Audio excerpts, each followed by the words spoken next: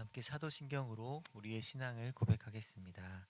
전능하사 천지를 만드신 하나님 아버지를 내가 믿사오며 그 외아들 우리 주 예수 그리스도를 내가 믿사오니 이는 성령으로 잉태하사 동정녀 마리아에게서 나시고 본디오 빌라도에게 고난을 받사 십자가에 못 박혀 죽으시고 장사한 지 사흘 만에 죽은 자 가운데서 다시 살아나시며 하늘에 오르사 전능하신 하나님 우편에 앉아 계시다가 저리로서 산자와 죽은 자를 심판하러 오시리라. 성령을 믿사오며 거룩한 공회와 성도가 서로 교통하는 것과 죄를 사하여 주시는 것과 몸이 다시 사는 것과 영원히 사는 것을 믿사옵나이다. 아멘. 찬송가 539장을 함께 찬송하도록 하겠습니다. 찬송가 539장입니다.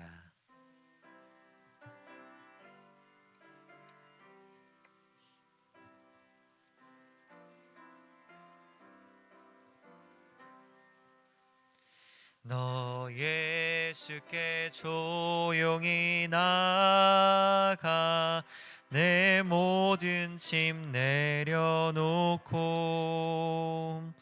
주 십자가 사랑을 믿어 죄 사함을 너 받으라. 주 예수께 조용히 나가 내 마음을 쏟아놓으라.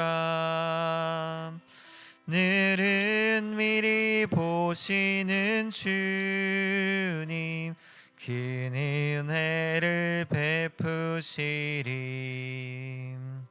주 예수의 은혜를 입어 내 슬픔이 없어지리. 내 이웃을 늘 사랑하여 너 받은 것 거저 주라. 주 예수께 조용히 나가 내 마음을 쏟아놓으라. 늘은 미리 보시는 주님 그 은혜를 베푸시리. 주 예수를 친구로 삼아 늘 내 옆에 모시어라. 그 영원한 생명샘 물에 내 마른 목 죽이어라. 주 예수께 조용히 나가 내 마음을 쏟아놓으라. 늘은 미리 보시는 주님 그 은혜를 베푸시리. 너 주님과 사귀어 살면 새 생명이 넘치리라. 주 예수를 찾는 이 앞에 참 밝은 빛 비추어라. 주 예수께 조용히 나가 내 마음을 쏟아놓으라. 늘은 미리 보시는 주님 그 은혜를 베푸시리. 아멘. 오늘 우리가 함께 나눌 말씀은 마태복음 6장 5절에서 15절까지 말씀입니다. 제가 가진 성경으론 신약 8쪽입니다. 마태복음 6장 5절에서 15절까지 말씀입니다. 네, 제가 5절부터 한 절씩 교독하도록 하겠습니다. 또 너희는 기도할 때 외식하는 자와 같이 하지 말라. 그들은 사람에게 보이려고 회당과 큰 거리 어귀에 서서 기도하기를 좋아하느니라. 내가 진실로 너에게 이르노니 그들은 자기 상을 이미 받았느니라. 나는 기도할 때 내 골방에 들어가 문을 닫고 은밀한 중에 계신 내 아버지께 기도하라. 은밀한 중에 보시는 내 아버지께서 갚으시리라. 또 기도할 때 이방인과 같이 중언부언하지 말라. 그들은 말을 많이 하여야 들으실 줄 생각하느니라. 그러므로 그들을 본받지 말라. 구하기 전에 너희에게 있어야 할 것을 하나님 너희 아버지께서 하시느니라. 그러므로 너희는 이렇게 기도하라. 하늘에 계신 우리 아버지여, 이름이 거룩히 여김을 받으시오며 나라가 임하옵시며 뜻이 하늘에서 이루어진 것 같이 땅에서도 이루어지. 오늘 우리에게 일용할 양식을 주시옵고 우리가 우리에게 죄 지은 자를 사하여 준 것 같이 우리 죄를 사하여 주시옵고 우리를 시험에 들게 하지 마시옵고 다만 악에서 구하시옵소서. 나라와 권세와 영광이 아버지께 영원히 있사옵나이다. 아멘.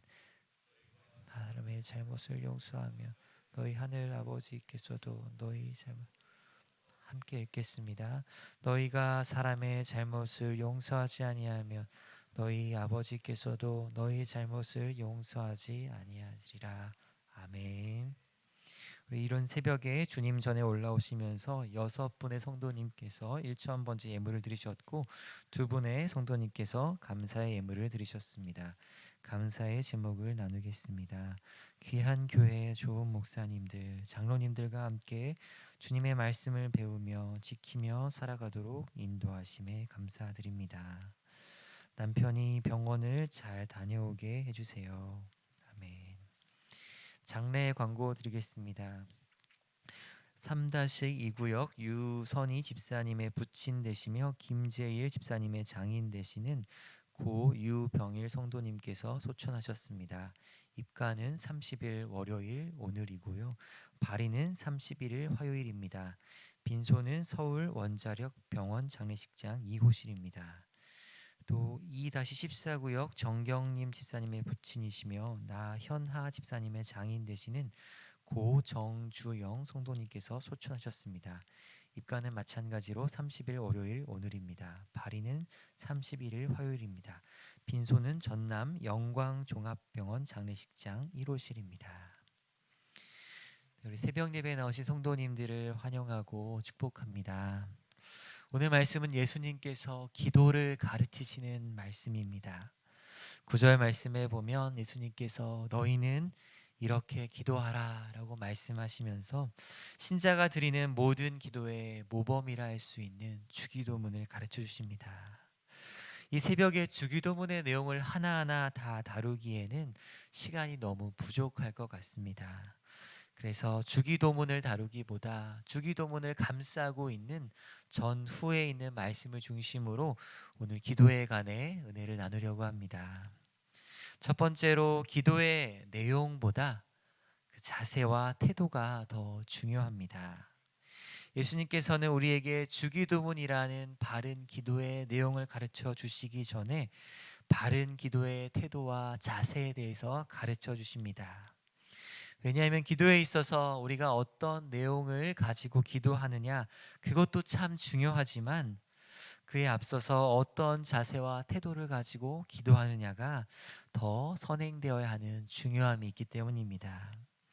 그래서 예수님께서는 잘못된 기도와 태도에 대해서 먼저 말씀해 주십니다. 5절 말씀에 보면 그 기도는 바로 외식하는 자와 같이 하는 기도입니다. 외식하는 자들이 하는 기도의 특징이 있습니다. 바로 하나님이 아닌 사람에게 보이기 위해 회당과 큰 어귀에 서서 기도한다는 것입니다. 이들의 기도가 잘못된 이유가 있습니다. 바로 그들의 마음의 중심이 하나님께 있는 것이 아닌 사람에게 칭찬받는 것에 있기 때문입니다. 그래서 그들이 아무리 바른 기도의 내용과 또 화려한 언어로 기도드린다 할지라도 그 중심이 하나님을 향한 기도가 아니라면 그 기도는 잘못된 태도와 자세의 기도인 것입니다. 그러기에 이러한 외식하는 자의 기도는 하나님께서 응답하지 않으십니다. 그가 자기 상을 이미 받았기 때문입니다. 사랑하는 제2가족 여러분, 그럼 우리가 어떻게 하면 우리 마음의 중심을 하나님께로 향하여 기도할 수 있을까요? 6절 말씀에 보면 그 방법을 말씀해 주십니다. 바로 골방에 들어가 문을 닫고 은밀한 중에 계신 하늘 아버지께 기도하는 것입니다. 우리가 골방에 들어가 문을 닫는다라는 것은 세상에 대하여 차단한다라는 것을 의미합니다. 그렇습니다. 우리의 마음의 중심이 온전히 하나님께 향하지 못하는 이유 중에 하나는 우리의 마음이 이 세상을 향해 너무 많이 열려 있기 때문일 수가 있습니다. 우리의 마음이 이생의 자랑과 안목의 정욕에 빼앗겨 있을 때 우리의 그 마음의 중심으로 하나님께 온전히 나아갈 수가 없는 것입니다. 그러므로 기도의 시작은 세상을 향해 그 문을 닫고 마음의 중심을 하나님께로 향하는 것에서 시작합니다. 하나님은 우리의 마음의 중심을 보시고 마음의 중심으로 아버지께 나아가는 자에게 상 주시며 갚으시는 분이시기 때문입니다. 이어서 7절은 우리가 가져야 될 기도의 태도에 대해 한 가지를 더 이야기해 주십니다. 바로 이방인과 같이 중언부언하지 말라는 것입니다. 중언부언하지 말라는 것은 같은 기도 제목을 가지고 반복해서 기도하지 말라 이런 말이 절대로 아닙니다. 우리는 간절한 기도 제목을 가지고 반복해서 기도할 수 있고 또 인내를 가지고 그렇게 기도해야만 합니다. 그러나 이 본문이 말하는 중언부언이라는 것은 이방인과 같이 중언부언하는 기도를 하지 말라는 것입니다. 당시의 이방인들은 반복해서 알지도 못하는 주문을 기계적으로 계속 되뇌이면 신이 기도를 듣는다 그렇게 생각했습니다. 뭔가 신에게 말을 많이 해야지만 신이 그 정성과 치성을 보고 기도를 들어줄 것이라 생각한 것입니다.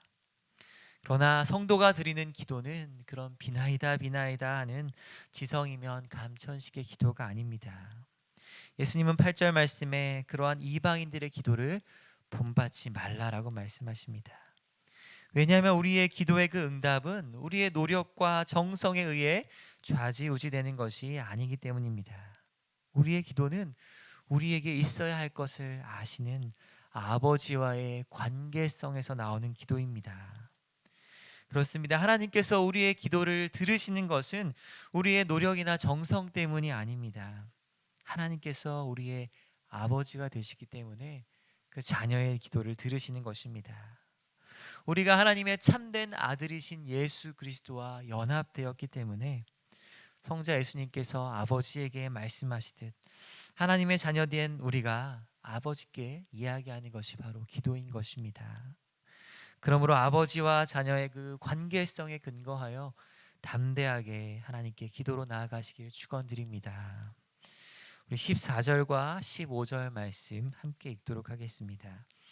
너희가 사람의 잘못을 용서하면 너희 하늘 아버지께서도 너희 잘못을 용서하시려니와 너희가 사람의 잘못을 용서하지 아니하면 너희 아버지께서도 너희 잘못을 용서하지 아니하시리라. 아멘. 예수님께서는 주기도문을 통해 바른 기도의 내용을 가르치시고 바로 이어서 한 가지 내용을 덧붙이십니다. 바로 용서에 관한 말씀입니다. 분명 주기도문 가운데 우리가 죄 지은 자를 사여 준 것 같이 우리 죄를 사하여 달라는 그 기도를 가르쳐 주셨습니다. 그럼에도 불구하고 주기도문이 끝난 후에도 용서에 대해 한 번 더 강조하여 말씀하고 계십니다. 이렇게 무언가를 한 번 더 콕 집어서 강조한다는 것은 그만큼 그것이 중요하다는 의미일 것입니다. 예수님은 그것이 바로 용서이다라고 가르치고 계십니다. 사실 굉장히 부담되는 가르침입니다. 왜냐하면 이 용서라는 것이 참 인간적으로 어려운 일이기 때문입니다. 그리스도인으로서 용서해야 한다는 것을 머리로는 우리가 잘 알고 있지만 막상 사실 용서하는 게 쉽지만은 않은 일입니다. 용서는 인간의 연약하고 죄악된 본성과 정면으로 반하는 것이기 때문입니다. 그래서 죄인된 우리는 사실 용서보다 복수를 더 좋아합니다.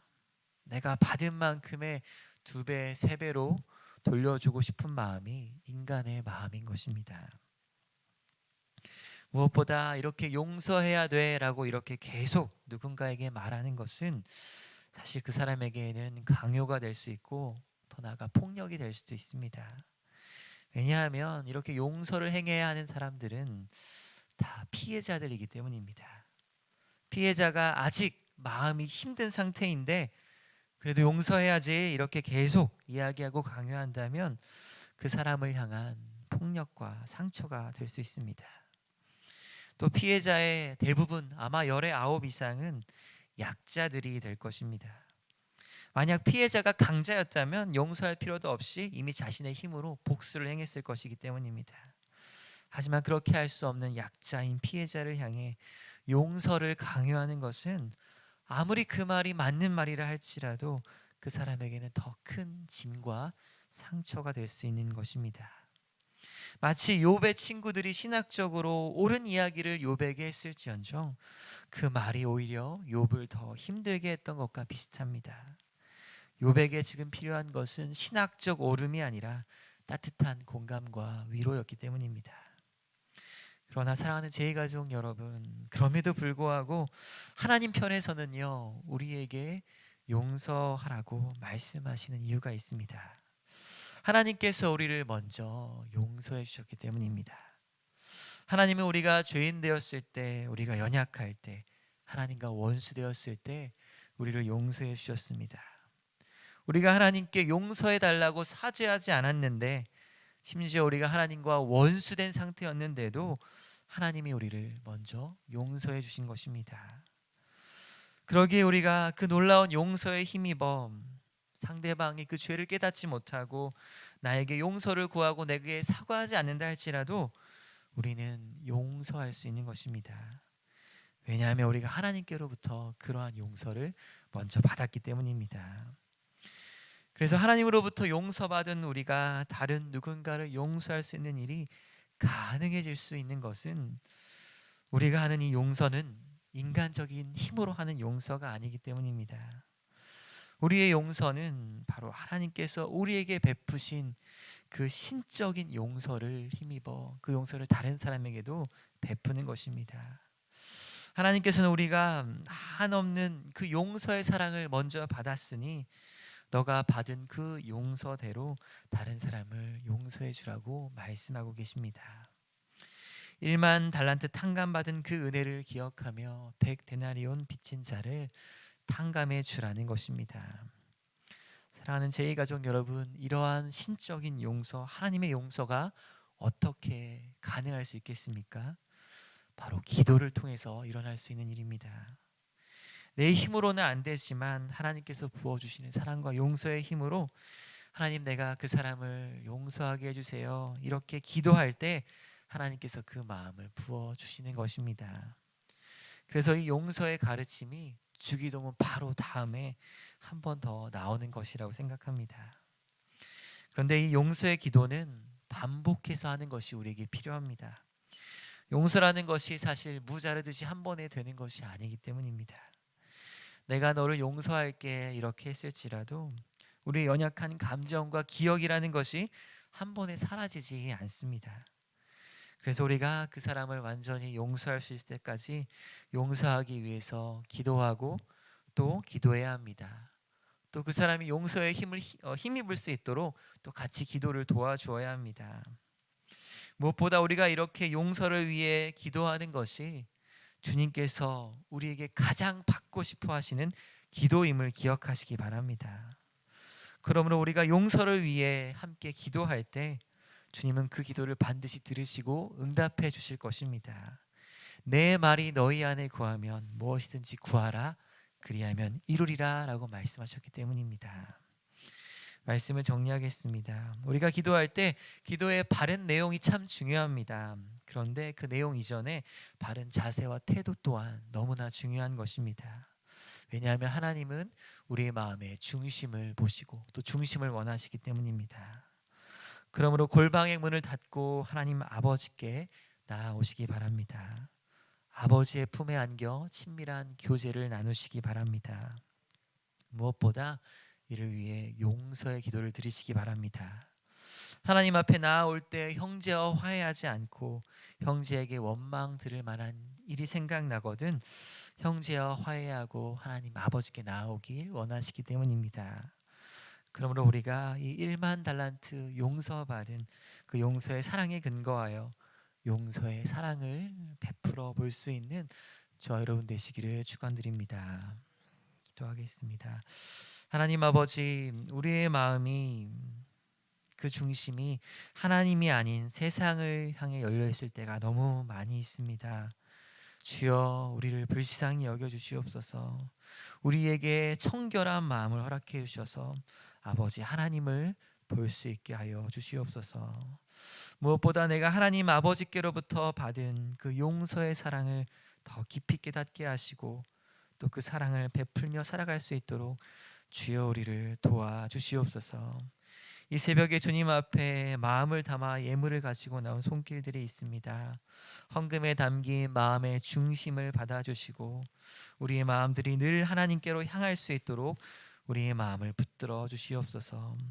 오늘 하루도 하나님의 사랑과 은혜가 우리 마음 가운데 충만하여져서 사랑하고 용서하는 삶을 살아갈 수 있도록 도와주시옵소서. 예수님의 이름으로 기도드립니다. 아멘.